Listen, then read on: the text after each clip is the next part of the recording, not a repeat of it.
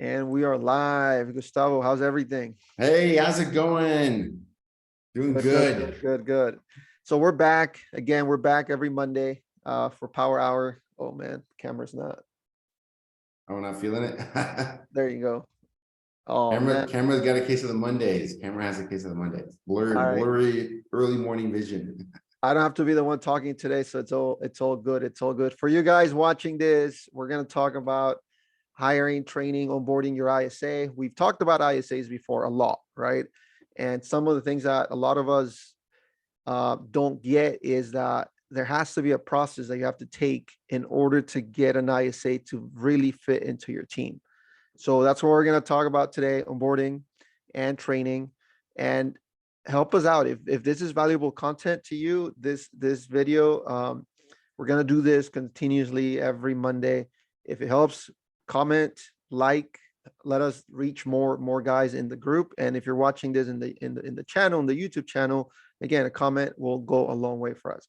So Gustavo, why don't you take it away while I fix my camera? Yeah, no worries. I'm jumping right in. And, this is actually, I'm looking back on our notes. This is part two. We started a little bit on the topic a couple of weeks ago on the hiring, on managing and training your ISA, right, initially. So we started a little bit, set the table a couple of weeks ago with that topic. Now we want to continue, kind of finish it out, right? So I think the last time we went kind of deep, just kind of setting the expectation that when you get an ISA, whether you get it from Power ISA or you run it on get an ISA on your own, doesn't really matter. The principle is the same. You've got to set aside some time and make time for them because they're like any other hire on your team. They're like any other hire on your team, right? It takes some time to get them up and running, to build up their confidence, to get them to know your local area, right? To understand how real estate is played in that area. What's the geography like? What's the area like? What are the kinds of homes people are going to be asking about? What are the different loan programs?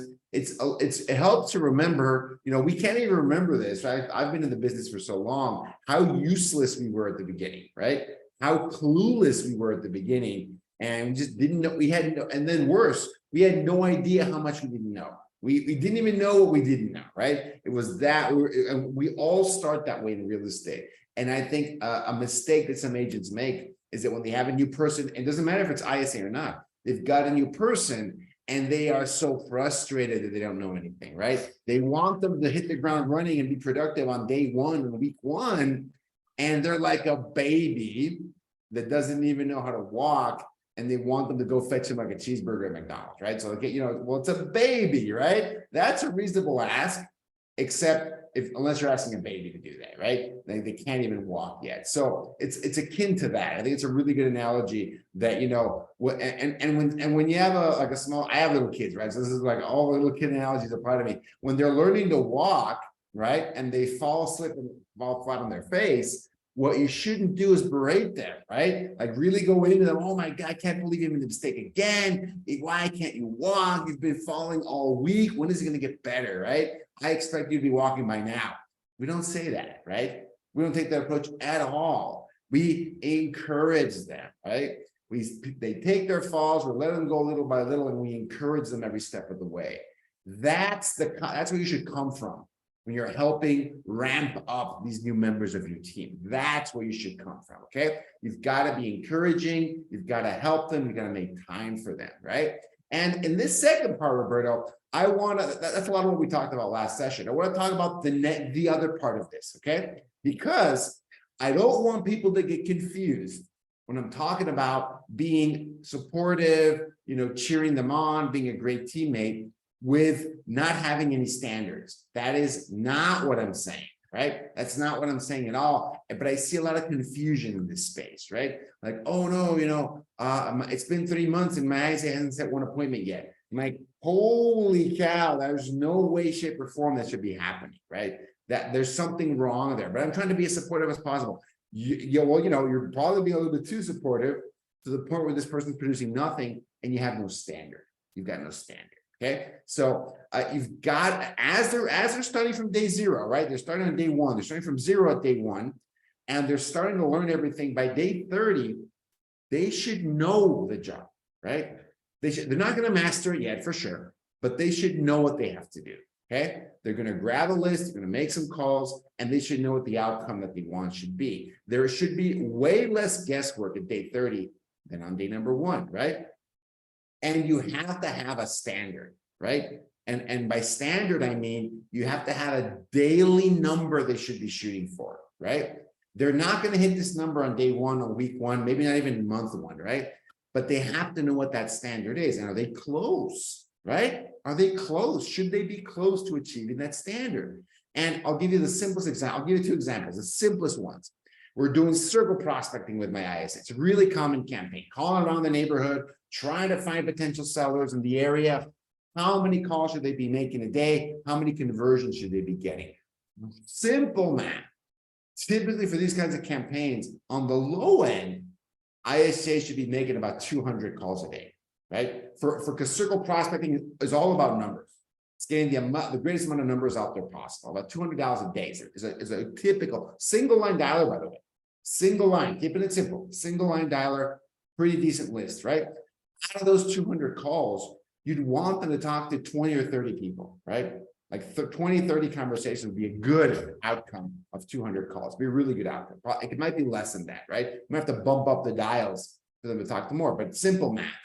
200 people, they talk to 30 people. You want them to get 1 potential seller lead, qualified seller lead out of 30 conversations, okay? That would be the standard you want to set. You want to be clear with that, okay? You want to be clear, because if they're not making that conversion, if they're not generating 1 qualified seller every single day, you've got to walk that back. Are they not making their conversations? Are they not making their dials? What number are we failing at here? And I had a really great conversation with one of my clients on a coaching call this last week. And they said they weren't seeing the outcome they wanted. They hadn't seen any conversions. They had been 1 week into the process, right? So I had a lot of feedback for her. Say, hey, it's a weekend, right? So, might not let, but I still had, it was the same question. How many conversations are they having? How many dials are they making? And she knew her numbers, followed the process to a T. She said they were on a power dialer, $700 a day, 60 contacts per day.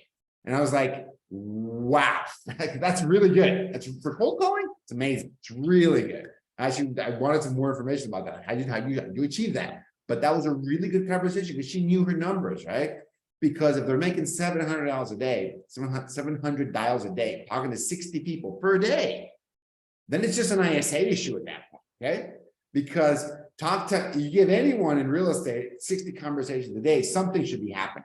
Something should be happening, period, in the story, right? So it's okay, great, it's an ISA issue. However, I say, they're a week in, okay? So it's a little bit soon to tell, is it them not meeting the bar, or it's just way too early to get them because they're a week in. The first day or 2 are just them setting everything up. They're really getting into it by the 2nd or 3rd day. So maybe they only call for a couple of days, to be honest, right? So again, I told her it might be a little bit soon, but everything indicated that the IFA just had to get comfortable, right, with that script. Do they sound good on the phone? Yes, they do.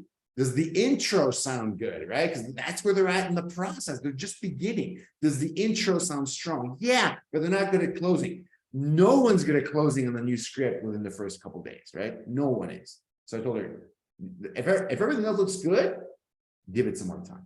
That's what you need. You just got to give it some more time.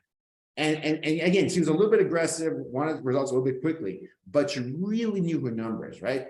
And Roberto, I wish more people were like that, right? They're a little bit more, they want results a little faster. They have to back off a little bit, but they know their numbers, okay? They know their numbers. So as we're training and onboarding this ISA, I want people to slowly make that transition from just being cheerleader and being, a supporting teammate to also holding them accountable, okay?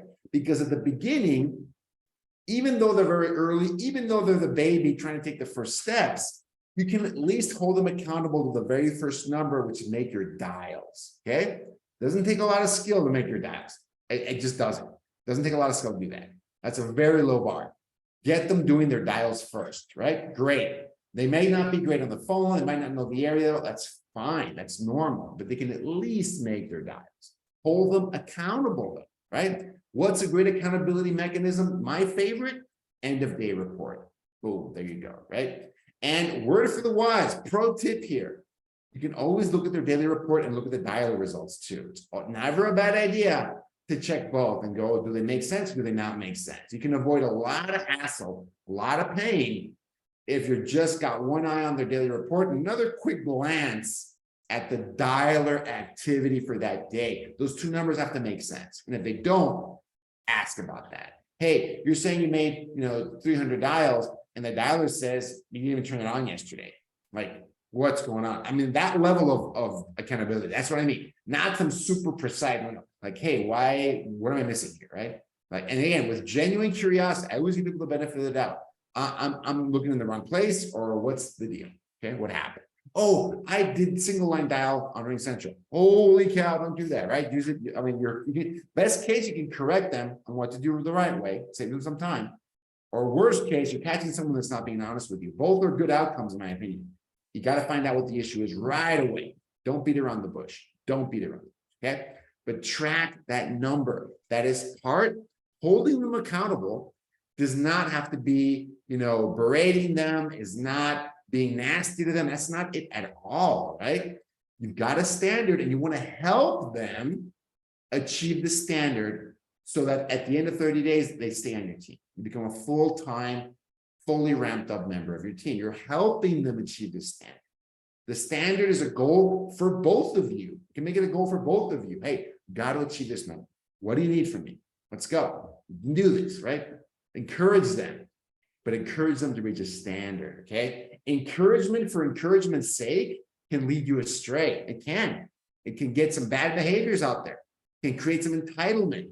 It can create the wrong kind of activities you don't want, right? The wrong kind of activities. You can. Encouragement for encouragement's sake. No, encouragement towards a goal. Encouragement towards them achieving something, right? That is golden. That's amazing, okay? But, when I talk to a lot of my clients about building culture and building a high-performing culture, sometimes they think it's just the banter, like, being fun and being, being loose, having a good attitude, having some back and forth. I go, well, yeah, that's fine, but that is the window dressing, right? That doesn't matter. What matters is the goal, right? Are you creating a high performance culture? Okay. That's what I mean by culture, not the, morale events you've got or how nice you are to people on Slack. I mean, that is the deep. Don't mistake that. That's the icing on the cake. If you can be a fun person, I mean, that's great, but the goal is a high performing culture. You get a high performing culture by being goal oriented and helping them, encouraging them to achieve that goal. Okay, so that's great. And then the other part of this, right, which is holding them accountable on the numbers, which is the analytical part. It's the objective part, right? Are the numbers there? Yes or no? And then there's the subjective part, right? Which is listening to their calls, folks. That is the number one thing you can do every single day to help your eyesight get better. Period. End of story, right? If you're only going to meet with them 20 minutes a day, 30 minutes a day, an hour a day, doesn't matter what the number is, actually. Make time to role play, see where they're at in the script. This is really important early on. Role play with them, see how comfortable they are with the script, because that just gets them a little bit sharper. And then listen to their longest call from the day before. Even if it didn't convert, doesn't matter. In fact, I encourage you, once you start getting more conversions, you're going to focus on, okay, what about the ones that didn't convert? It's going to be more important. But early on, that's all you got. Longer calls that didn't convert, okay? Listen to those calls and try and find the issue with them. People get intimidated by this, Roberto. They're like, oh my God, I've never done this before. Trust me that this is way easier than it sounds. It is way easier than it sounds. Listen to their call and point out the obvious mistakes they're making, okay? This is way, at the beginning of an ISA when you're wrapping up, it's never gonna be this easy. This is the easiest time to do this, the easiest time. And for folks that are working with us and they're not sure how to give feedback, we tell them, send them the call, send us the call, and we'll tell you what the feedback is. But we tell them it's very obvious, right? And it's important too, because you get to see from day one, like you talked about, right? Setting the expectations. You're like, from day one, you're not going to let them call for a week and then start listening to their calls a week into it. And then hey, we haven't got results for a week. Well, have you started working with your ISA on day one? Have you 100%. set the right expectations? Have you done the right role plays, right? I mean, there's only so much like a company like yours can do, right? Yeah, It- 100%. it's I'm always wary of people that assume that, hey guys, you're going to train them, right, Gus? Like, no, we are going to train them. I always tell them, this is a done with you service, right? When people are working with us, like it's a done with you service. Our coaches jump in, they have access to our group coaching calls, they have a lot of support, but that does not replace the number one thing that's going to get them to move forward, which is you giving them direct feedback on how to do the job. That is, nothing replaces that. Nothing replaces that. And nothing accelerates the learning more than being held accountable on a daily basis, even if it's only 15, 20 minutes, on how their calls are sounding and what they should be sounding like. And like you said, Roberto, you're taking that pulse early on. Every day a little bit, every day a little bit. My clients that have had the best results with ISAs, maybe there's one or two exceptions out there, but every other one put some time, even a little bit of time every day on inspecting what you expect. Inspect what you expect. And it sounds really obvious, but I wish more people did it, right? If it sounds so obvious. And the same thing goes for anyone you're ramping up to a new position. This is really a, transaction coordinator, an admin assistant. You got to be checking what they're doing quickly, frequently, early on. Otherwise, you're going to be very disappointed a week or two in if you haven't noticed, like you said in your example, right? You're checking a weekend. Oh my God, you're doing everything wrong. Like, what's wrong with you? Well, no one told them how to do it right? Like no one did. And you're taking a week to give them feedback, but you got a week of garbage in there, potentially, right? And that can be very frustrating for folks. And Roberto, sometimes people don't check this for weeks, like weeks, right? And they're like, well, I told them what to do. What's going on, right? That's not a successful process, okay? If you want to have a successful process, got to put a little bit of work every single day. There's no shortcuts to this. There's no way to avoid this, right? You want a high performing ISA, you gotta put it is proportional. I wish I could have a graph on this. I have enough data to graph this out. The amount of time the agents put into their ISA versus the output of that ISA, right? Like the results. And I bet the correlation is unbelievably high. It's like crazy good. Like the amount of time putting in there and the result that they get. Every single one of our home runs, people that get 5 million under contract within 30 days, 60 days, 3 million under contract within 30, 60, 90 days.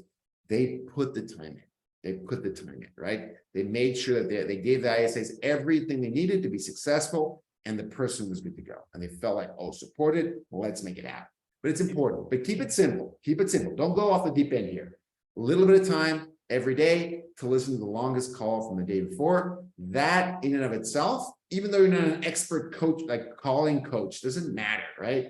Giving them some time and making the adjustments you know how to make is going to help them get so much better. And if you're stumped, right, that's when someone like Power ISA can help and go, hey, I don't know what to do here, right? We're having this issue, we're having this out, we're not getting the outcome we want, but everything else looks fine. What would you guys do in this situation? That helps. But you can figure a lot of this out, right? And kind of and drive and move the needle forward and get the person ready to go, right? Because when you hit that 30-day mark, right? You want the person to understand the job, you've understood what they have to do, and you want to start seeing results early on, early results. If we're talking about circle prospecting, let's get specific. Circle prospecting, you should be getting results within the first week or two. And what I mean by that is that they should be converting like someone, right? Or at least had a really good conversation with someone, and really good that with a little bit more education, they would have converted to a qualified seller lead, but they had really good conversations, okay? The first week or two, you should start getting, especially if they're getting their conversations in. If they have enough conversations, they should be getting conversions just by the fact that they're talking to people, okay? And as you hone in those skills, you get more and more, right? That's it. But depending on what they're calling, the results can take longer, okay? The results can take longer. If they're calling old Facebook leads, okay? Old Facebook leads, they convert at a lower rate than the new ones, right? They convert at a lower rate. How many quality conversations are they having with these Facebook leads? Are they even talking to anyone by calling these older Facebook leads? Hold them accountable to dials at first, just dials, then figure out their conversations. How many conversations are they having? And then for Facebook, the numbers are like by half out of 10. leads, they should get 1 qualified buyer or seller lead, right? Out of 10 conversations, maybe even less than that, right? They should get 1 qualified buyer seller lead. They're qualified, they know what they want. They've either scheduled them for a follow-up for themselves or scheduled them for a call with you, right? That is a really good outcome. They convert more. They convert more, the Facebook leads do, right? So yes, you should expect a little bit faster results with Facebook, but still got to put in the time, still got to track the dials and track those daily conversations. I had another one of my clients, right? That they had a part-time ISA, so numbers are a little bit different, but they hadn't gotten any conversions like within I think the first couple of weeks, right? And they were calling a lot of these Facebook leads. I go, that's odd, right? And the first thing we did was track the dials. How many dials we're making, how many leads we're contacting, and what the conversions were. And they realized just by tracking that the ISA was spending a lot of time sending personalized text messages to these leads, right? Like follow-up text messages, uncontacted leads. And I go, okay, don't do that, right? Like don't spend that's what the automation's for. And they had a CRM, they had all this stuff. Go, your ISA, and the agent didn't understand this, not just the ISA, the agent didn't understand this. I go, unless it's a very personalized follow-up for a problem you already talked to, let the automation do the texting. Let the automation do the texting. Like just focus on calling. And as soon as they made that switch, they converted 2 leads in 1 day, in 1 shift, like a part-time shift, 4 hours, right? Like they just focused on the highest value activity, boom, they're ready to go, okay? Because in 4 hours, that's not a ton of time. Got to focus on the highest value activity and do that. And it was not going through the motions and sending all these text messages that could have been automatic, right, for some leads. So figure out what the issue is. And it all comes back to dials, conversations, conversions. Dials, conversations, conversions. That's the biggest thing people need to be focusing on at this early stage. And if those things look aligned, then you just need time, right? Time to get those conversions sometimes. Give it a little bit more time. That's fine. But people can also get confused, Roberto, right? And we'll finish off on this, because sometimes they feel they have to give someone at least 30 days to get results. And I go, no, don't misunderstand that either, right? If everything is looking good, they check all the boxes, right? And they just need some more time to get more conversions, I agree. Give them those 30 days. But if you have an ISA or anyone on your team that isn't showing up on time, right? That is not making their daily activities, even they're not doing what you asked them to do, and they're coming up with excuses and they're resisting and they don't want to learn, they don't want to be coached, then you do not need to have to give that person 30 days at all, right? If someone can't even show up on time, they shouldn't even be on your team for a week, right? The first week. If they're no call, no show within the first 30 days, no call, no show, that's a former teammate, in my opinion, right? There's no reason to do that. No, they're supposed to be on their best behavior the first 30 days. Imagine if someone's doing that, right? It's only going to go downhill from there. Only going to go downhill from there, right? So you do not need to wait 30 days to let go of someone that has a lot of red flags.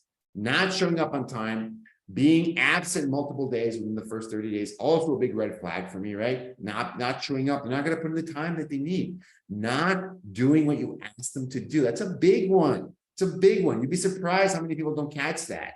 They rationalize, oh, it's a really hard goal, so they're going to be fine. Making your dials within a week of being on the job is not hard. I don't think it's hard, right? That's a very low bar. People let that slide a lot of times. Oh, you know what? It's just hard. I hate, and they don't want to be that guy. They don't want to be the bad guy.